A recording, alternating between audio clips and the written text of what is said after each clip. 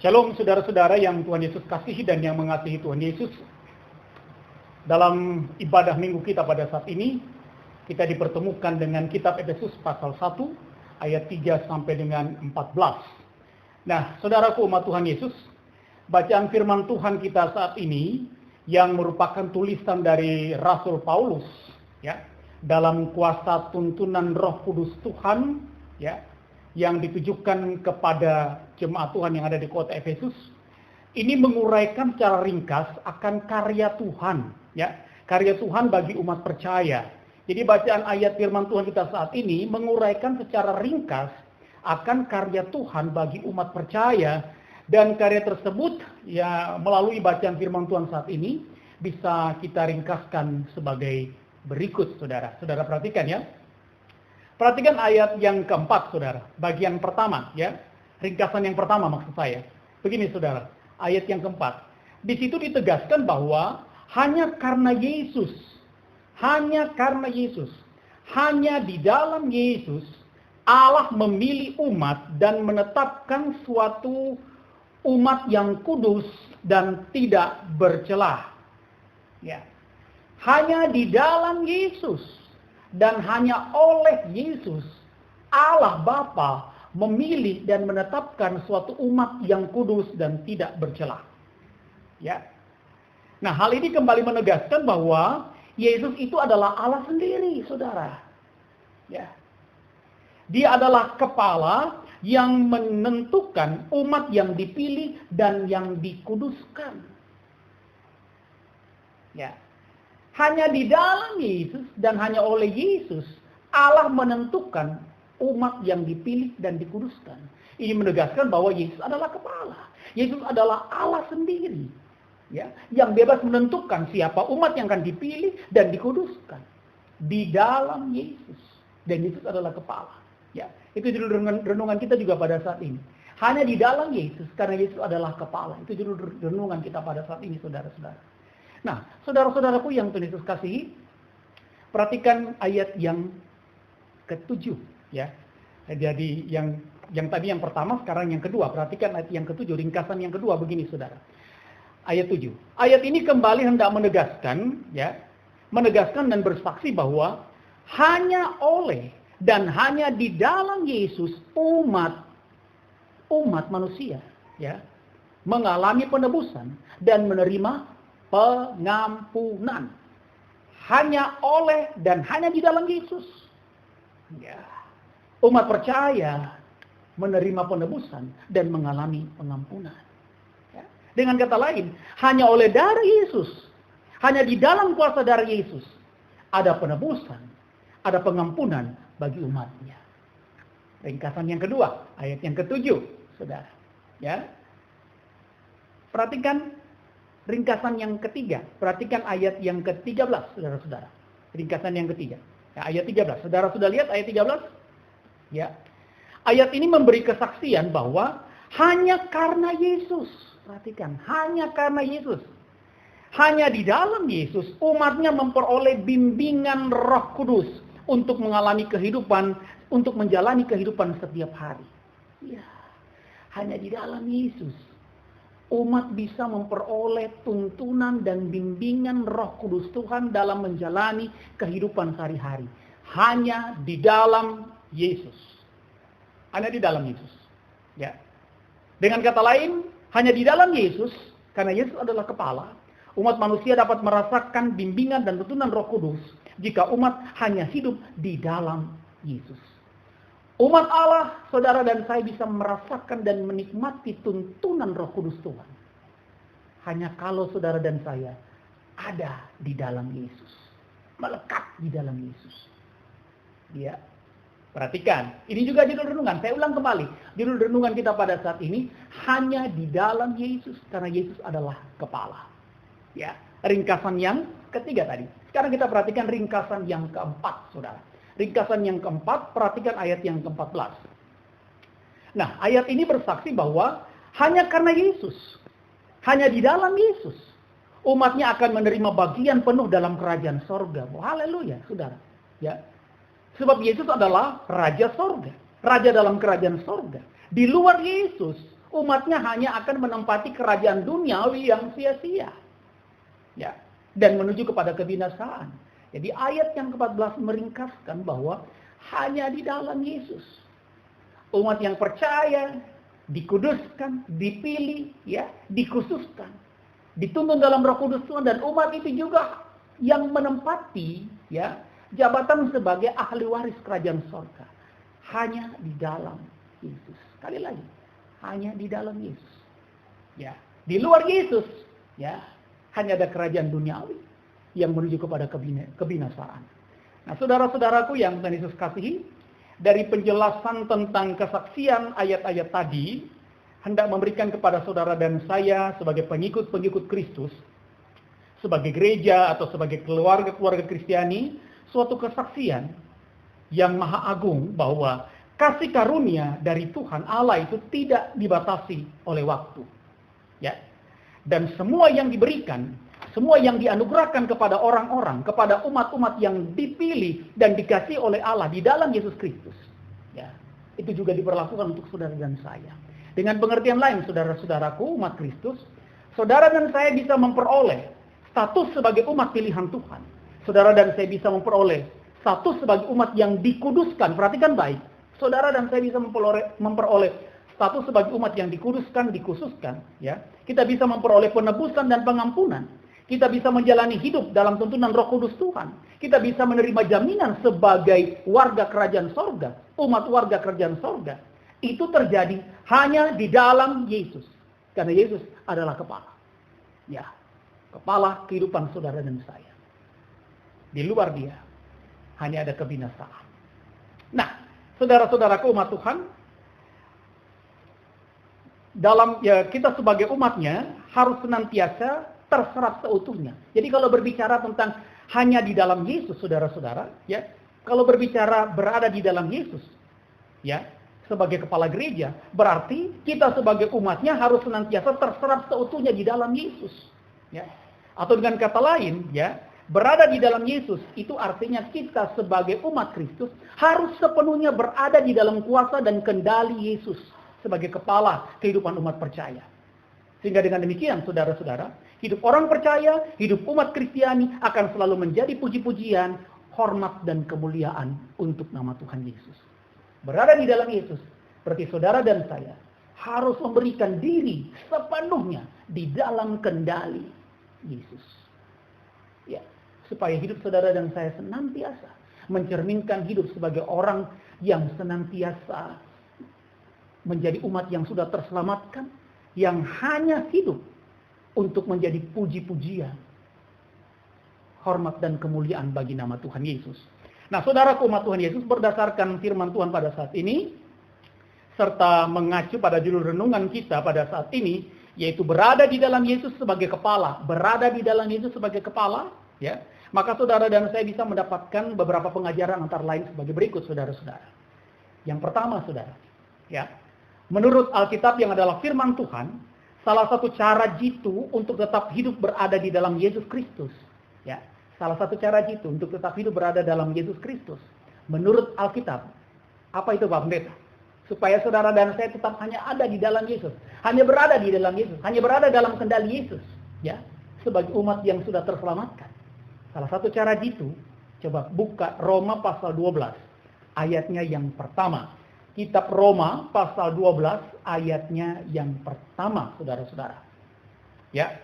Nah, saudara-saudaraku yang Tuhan Yesus kasihi, di situ dikatakan kepada kita bahwa sebagai orang yang senantiasa rindu berada di dalam Yesus, di dalam kendali Yesus, saudara dan saya seharusnya, ya, mempersembahkan seluruh tubuh kita, hidup kita untuk menjadi persembahan yang hidup, yang berkenan kepada Allah, agar tubuh dan hidup kita tetap menjadi milik Kristus.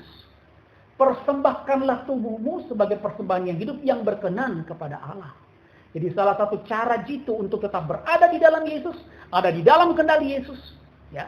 Roma 12 ayat 1. Saudara dan saya sebagai umat yang sudah terselamatkan, mempersembahkan diri kita hanya tetap berada di dalam Yesus, saudara-saudara. Ya. Nah, saudara-saudaraku yang Tuhan Yesus kasihi, untuk memudahkan kita mengerti akan ayat Roma pasal 12 ayat 1 ini saudara-saudara, saya memberi contoh cerita begini ya. Nah, saudara-saudara, saya sudah pernah kasih contoh cerita ini. Suatu kali katanya, suatu hari tampak sesosok setan, ini cerita saja ya. Satu hari nampak sesosok setan sedang berdiri dengan santainya di luar sebuah gedung gereja, saudara-saudara. Ya, jadi ada sosok setan berdiri dengan santainya di luar gedung gereja. Ya, di luar gedung gereja, saudara-saudara. Nah, sementara di gereja itu penuh sesak dengan jemaat yang sedang beribadah kepada Tuhan. Ya, tiba-tiba, ya, ada seorang pengembara lewat di depan gereja tersebut. Dan ketika melihat setan itu berdiri di luar gedung gereja, ya, di jalan di dekat gedung gereja, pengembara itu lalu bertanya kepada setan itu. Ya, pertanyaannya begini, "Hei setan, apakah engkau tidak merasa gelisah melihat begitu banyak orang yang sedang beribadah kepada Tuhan di dalam gereja itu?" Ya. Apakah engkau tidak merasa gelisah, ya, terhadap melihat banyak orang yang beribadah dalam gereja itu? Ya. Apa yang terjadi, saudara? Setan itu sambil tersenyum licik, setan itu menjawab, "Sama sekali saya tidak gelisah. Saya sama sekali tidak gelisah.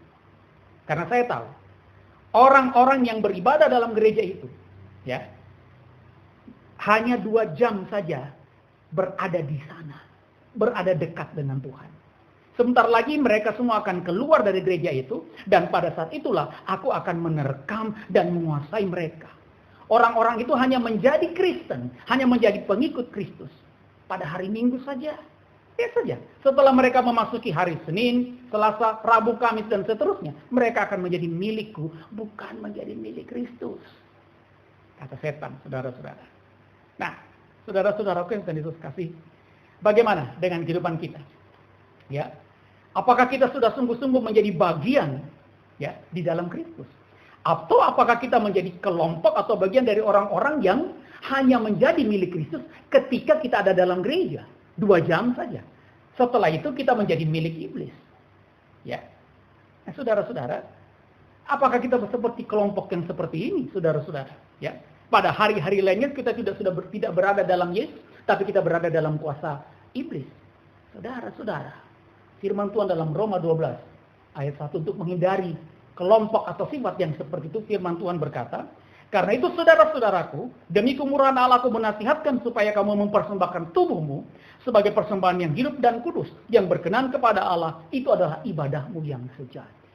Jadi kalau saudara dan saya mau tetap berada di dalam Yesus, dalam kendali Yesus, cara itu yang pertama yang saya tawarkan, yang Alkitab tawarkan, yang Alkitab berikan kepada saudara dan saya adalah persembahkan tubuh kita sebagai persembahan yang hidup dan yang berkenan di hadapan Tuhan.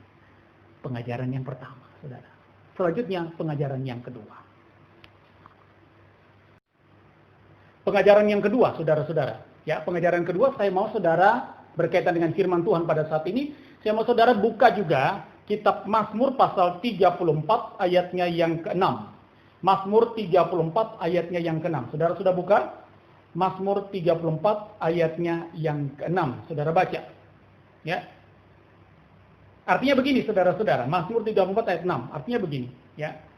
Sebagai umat Kristiani yang oleh Yesus, yang hanya karena Yesus, yang hanya di dalam Yesus sebagai kepala, saudara dan saya sudah dilantik sebagai warga kerajaan sorga, kita harus memahami dengan benar akan makna ayat firman Tuhan tersebut.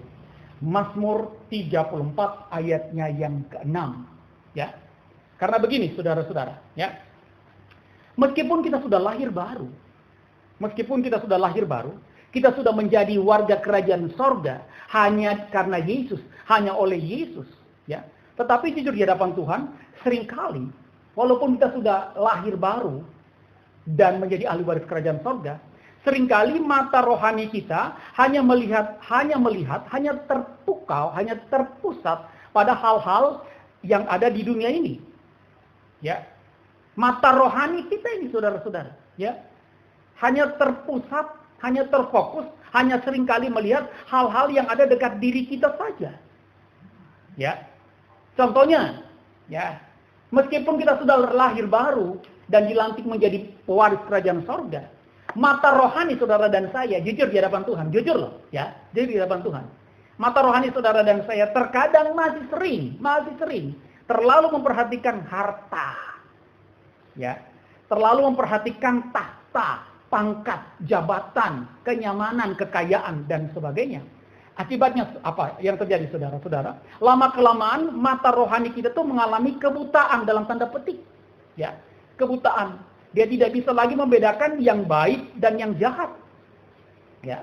Karena itu, untuk menyembuhkannya kita perlu sekali melihat. Ya, kita perlu sekali melihat jauh, melihat hal-hal yang berada di dalam sang kekekalan tersebut. Ya, untuk menyembuhkan mata rohani kita yang sudah terkontaminasi dengan hal-hal duniawi. Padahal saudara dan saya adalah manusia yang sudah tertebus. Manusia yang senantiasa ada di dalam Yesus. Tapi mata rohani kita senantiasa terpukau pada hal-hal duniawi. Untuk menyembuhkannya, firman Tuhan berkata, ya, tujukanlah pandanganmu kepadanya, kepada Yesus. Yesus saudara. Maka kamu akan berseri-seri dan tidak akan malu, tersipu-sipu. Amin, saudara. Ya. Kita lahir baru, kita sudah ditebus, tapi mata rohani kita masih hidup di dunia, ya. Ini kenyataan, ini realistis, ya. Mata rohani kita masih sering terpukau dengan harta, pangkat, jabatan dan sebagainya kekayaan. Sehingga apa? Kita tidak bisa membedakan lagi, mata rohani kita akhirnya buta dengan hal-hal dunia tersebut dan kita tidak bisa membedakan mana yang baik, mana yang jahat. Nah, untuk menyembuhkan tersebut, ya, hal tersebut, penyakit dalam tanda petik tersebut, Tuhan bilang apa? Tujukanlah pandanganmu hanya kepada Yesus.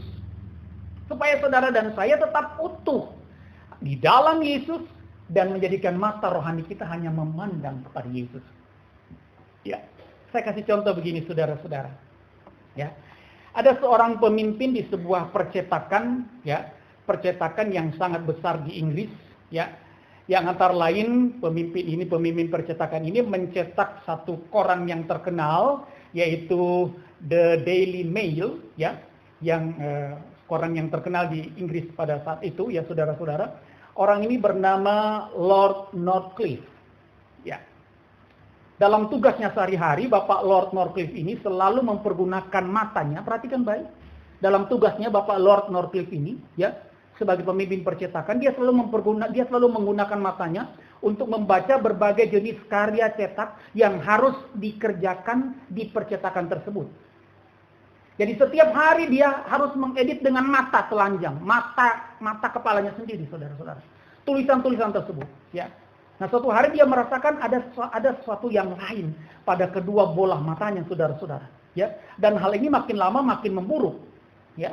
Dia merasa ada pengaruh-pengaruh lain di bola matanya, saudara-saudara. Ya, makin hari makin buruk. Maka ia pergi ke seorang dokter spesialis mata yang kemudian memeriksa matanya dengan teliti. Setelah selesai memeriksa, dokter itu berkata begini, Tuan Northcliffe, kalau engkau meneruskan pekerjaanmu yang memerlukan ketelitian membaca, maka engkau akan menjadi buta. Kalau engkau meneruskan pekerjaanmu, engkau akan menjadi buta. Ya, satu-satunya cara untuk menyembuhkan mata Tuan ialah, ya, Tuan harus memberikan waktu, ya, beberapa lama untuk pergi ke sebuah desa, ya. Lalu pakailah mata Tuhan untuk melihat jauh, ya. Lihatlah gunung-gunung, lihatlah pohon-pohon, hutan rimba yang hijau. Pandanglah sepuas-puasnya. Itu yang harus Tuhan lakukan secara rutin juga untuk bisa menyembuhkan matamu. Itu pun kalau saudara mau sembuh. Nah, saudara-saudaraku yang Tuhan Yesus kasihi, jelas contohnya, ya. Contoh ini mau mengatakan bahwa kadangkala saudara dan saya pun, ya, dikatakan manusia baru yang harusnya tinggal di dalam Yesus, tapi apa? Mata kita tidak di dalam Yesus. Mata kita masih sering, mata rohani kita masih sering terpengaruh oleh duniawi, terpengaruh oleh kekayaan, terpengaruh oleh pangkat, jabatan dan sebagainya. Ini kita tidak bisa membedakan mana yang baik dan mana yang jahat di hadapan Tuhan. Ya, untuk memulihkannya, firman Tuhan berkata, arahkanlah pandangan kita. Setiap waktu, setiap saat, arahkan pandangan saudara hanya kepada Tuhan Yesus, saudara-saudara. Ya, maka saudara dan saya akan tetap memiliki mata rohani yang hanya ada di dalam kuasa Yesus Kristus. Selanjutnya, saudara-saudara, ya, hanya di dalam Yesus sebagai kepala dari tubuh kita umatnya, ada penebusan, ada pengampunan. Ya, sebab dia memang hadir ke dalam dunia ini, ya. Dia hadir ke dalam dunia ini untuk memanggil dan memulihkan orang-orang yang berdosa. Saudara coba lihat Markus pasal 2 ayatnya yang ke-17, saudara-saudara. Coba perhatikan Markus pasal 2 ayat 17, pengajaran yang ketiga, ya. Hanya di dalam Yesus ada pengampunan, ada penebusan. Karena memang dia hadir ke dalam dunia ini untuk memilih, memanggil orang-orang yang berdosa. Bandingkan dengan Markus pasal 2 ayatnya yang ke-17, saudara-saudara. Ya. Nah, saudara-saudara sudah lihat, ya. Saudara-saudara sudah lihat? Ya, Markus pasal 2 ayatnya yang ke-17. Ya.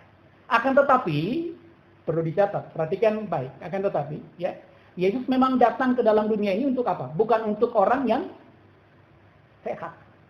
Ya, tapi orang yang berbeban berat, orang yang berdosa. Dokter bukan untuk orang yang sehat, tapi bukan untuk orang yang sehat, kata Markus 2 ayat 17. Tetapi orang yang memerlukan, yang sakit. Yesus pun datang bukan untuk orang yang bersih, untuk orang yang tidak bercela, tapi dia datang kepada orang yang, untuk orang yang bercela, untuk memulihkan, untuk menebus dan memberikan pengampunan. Tetapi penebusan dan pengampunan dosa dari Tuhan Allah itu, Tuhan Allah kita Yesus Kristus, bisa kita terima kalau saudara dan saya mau dengan rendah hati apa? Mengaku dosa. Ya, dia memang memberikan pengampunan. Hanya di dalam dia ada pengampunan, hanya di dalam dia ada penebusan. Tapi dengan syarat rendah hati dulu, mau akui dosa di hadapan Tuhan, maka pengampunan menjadi milik saudara dan saya. Ya, saudara-saudaraku yang Tuhan Yesus kasihi, saudara tentu ingat akan cerita yang pernah saya ceritakan juga, bahwa satu kali ada seorang raja, ya, dia bernama Raja Frederick yang Agung. Dia mengunjungi sebuah penjara, ya, sebuah penjara, dan dia berbicara dengan semua narapidana yang ada di penjara itu, saudara-saudara. Ya, kebanyakan dari narapidana itu merasa tidak bersalah. Mereka menghadap raja yang datang ke penjara pada saat itu dan mengatakan, "Raja, saya tidak bersalah. Saya difitnah. Ya, saya tidak bersalah, Raja. Saya difitnah sehingga saya masuk dalam penjara ini." Semua rata-rata napi di situ berbicara, mengadu hal itu kepada Raja Frederick yang Agung. Tapi ada seorang napi yang hanya duduk di sudut, dia tidak ngomong apa-apa. Ini yang membuat Raja Frederick ini tertarik, lalu menghampiri napi itu, saudara. Lalu raja ini berkata, "Kenapa engkau? Apakah engkau juga tidak bersalah sehingga engkau dimasukkan dalam penjara ini? Apakah engkau sama seperti mereka yang tidak bersalah, kemudian dimasukkan dalam penjara ini?" Apa kata napi itu, saudara? "Tidak, tuanku raja. Saya bersalah. Saya jahat. Saya patut dihukum. Saya patut masuk dalam penjara ini. Saya patut menjalani hukuman penjara ini karena saya bersalah." Saudara, mendengar perkataan napi itu, raja kemudian memanggil sipir penjara, lalu raja mengatakan begini, "Keluarkan orang ini." Ditunjuknya napi yang tadi berbicara, ya. "Keluarkan orang ini sebelum dia merusak semua orang-orang yang katanya tidak bersalah dalam penjara ini." Haleluya, saudara bisa mengerti? Ya. Memang pengampunan, ya, penebusan dosa hanya ada di dalam Yesus. Tapi Yesus memerlukan apa? Pengakuan. Dengan rendah hati, saudara dan saya mengaku dengan tulus dan rendah hati di hadapan Tuhan, ya, sehingga pengampunan bisa kita terima. Ya, itu pengajaran yang ketiga. Selanjutnya pengajaran yang keempat. Pengajaran yang keempat, ya, atau pengajaran yang terakhir, saudara-saudara, ya. Hanya di dalam Yesus ada kepedulian Allah Bapa di sorga. Hanya di dalam Yesus Allah Bapa di sorga peduli terhadap saudara dan saya. Buktinya apa? Buktinya hanya di dalam karya dan pelayanan Yesus Kristus, saudara dan saya bisa merasakan, bisa menikmati akan kasih Allah, sehingga saudara dan saya sebagai umat Kristus bisa menjalani, bisa mengalami anugerah keselamatan yang kekal sampai dengan saat ini dan seterusnya. Ya, jadi hanya di dalam Yesus, ya, berlaku kepedulian Allah terhadap saudara dan saya. Itu, saudara, itu pengajaran yang keempat. Jadi seharusnya saudara dan saya sebagai umat Kristus yang senantiasa berada di dalam Yesus Kristus, yang sudah terselamatkan, seharusnya saudara dan saya juga senantiasa selalu tergerak untuk menyatakan kepedulian terhadap sesama, ya, yang memerlukan bantuan. Ya. Artinya, mari dalam tuntunan Roh Kudus Tuhan, saudara dan saya pun senantiasa berpelayanan dan berkesaksian, berpelkes, berpelayanan kesaksian. Nah, berkaitan dengan hal ini saudara-saudara, maka saya ajak saudara baca Amsal 17 ayatnya yang ke-17. Ya. Hanya di dalam Yesus ada Allah yang peduli. Karena itu saudara dan saya pun sebagai umat Tuhan harus senantiasa tergerak untuk menyatakan kepedulian terhadap orang lain, terhadap sesama, khususnya sesama yang memerlukan bantuan. Ya, supaya kita tetap mencerminkan ciri orang yang hanya ada di dalam Yesus sebagai kepala. Ya. Nah, firman Tuhan berkata dalam Amsal 17 ayatnya yang ke-17. Saudara boleh baca? Silakan. Amsal 17 ayatnya yang ke-17. Ya. Artinya begini. Jadi seorang teman yang tidak memiliki rasa kepedulian, ia tidak ada bedanya dengan seorang musuh. Ya. Atau seorang Kristiani yang hidup tanpa rasa peduli, dia adalah pribadi yang masih dibelenggu oleh tirani. Saya ulang. Ya. Seorang pribadi Kristiani yang tidak memiliki rasa peduli, seorang pribadi Kristiani yang tidak memperoleh rasa peduli, yang tidak memperoleh kepekaan atau kepedulian terhadap orang lain, khususnya orang lain yang menderita, orang tersebut sesungguhnya masih dalam belenggu atau tirani, saudara-saudara. Ya, Allah saudara dan saya adalah Allah yang peduli. Saudara dan saya pun harus menyatakan kepedulian terhadap orang lain, terhadap sesama. Saya kasih contoh cerita begini, saudara-saudara. Ya. Ada seorang anak, dia pelajar, dia bernama Liu Xiao, ya. Ini kisah nyata, ya. Liu Xiao ini menderita kelainan bawaan pada sistem muskuloskeletal, ya. Ya, yang membuatnya sulit untuk berjalan, ya. Sistem muskuloskeletal ini merupakan sistem di dalam bagian tubuh yang terdiri dari otot-otot, ya. Seperti sendi, ligamen, tendon, dan tulang yang berperan penting untuk menggerakkan tubuh. Nah, Liu Xiao ini ada masalah di sistem muskuloskeletal ini, ya. Sehingga dia tidak bisa berjalan, dia tidak bisa bergerak, saudara-saudara, ya. Walaupun dia bisa berpikir, tapi dia tidak bisa bergerak, ya. Sehari-hari dia ke sekolah, dia digendong oleh ibunya. Bayangkan, bermil-mil dia berjalan, dia digendong oleh ibunya. Kalau mau pulang sekolah, ibunya juga datang menjemput, saudara-saudara. Ya. Nah, saudara-saudara, satu kali ketika di sekolah sudah tiba jam pulang, ya. Ternyata setelah sekian lama menunggu, ibunya nggak muncul juga. Ya. Ibu Liu Xiao ini nggak muncul. Ya. Melihat Liu Xiao ini duduk sendiri, saudara-saudara, tiba-tiba ada seorang temannya yang bernama, ya. Ada seorang temannya yang sangat memperhatikan Liu Xiao ini, saudara-saudara, yang bernama Liu Xiuqing. Ya. Dia mendekati Liu Xiao. Lalu dia mengatakan, "Kenapa belum pulang?" Lalu Liu Xiao menjawab, "Ibu saya belum menjemput. Tentu saya tidak bisa berjalan pulang karena saya tidak bisa bergerak dan berjalan." Lalu apa yang terjadi, saudara? Ya, Liu Xiuqing ini mengatakan kepada temannya ini, kepada Liu Xiao, "Mari, naiklah ke atas punggungku. Aku akan mengantarmu pulang." Lalu Liu Xiao pun naik, lalu Liu Xiuqing mengantar Liu Xiao kembali ke rumah. Dan sampai di rumah, saudara-saudara, Liu Xiuqing ini berkata begini. Sampai di rumah Liu Xiao, dia berkata begini, "Ibu, setiap hari ibu tidak usah repot-repot mengantar Liu Xiao pergi sekolah atau pulang sekolah. Saya yang akan membopong dia, saya akan menggendong dia untuk berangkat dan pulang sekolah." Itu yang dilakukan, saudara. Ketika ibu Liu Xiao ini bertanya, "Apa yang membuatmu memberikan pertolongan kepada anak saya?" Liu Xiuqing ini menjawab bahwa Tuhan sudah begitu baik kepada saya. Saya akan menyatakan kebaikan Tuhan kepada teman saya. Oh, haleluya, saudara-saudara. Ya. Allah begitu peduli terhadap saudara dan saya. Kalau tidak karena kepedulian Allah di dalam Yesus sebagai kepala, saudara dan saya tidak bisa hidup sampai dengan saat ini. Benar nggak? Ya. Karena itu saudara dan saya juga senantiasa harus digerakkan oleh kuasa Roh Kudus untuk senantiasa peduli terhadap orang terkhusus orang yang sangat membutuhkan. Ya.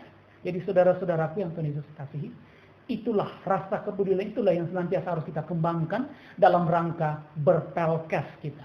Berkaitan dengan pembukaan bulan Pelkes GPIB di minggu saat ini. Jadi saudara-saudaraku yang Tuhan Yesus kasihi, saya mau katakan begini sebagai penutup.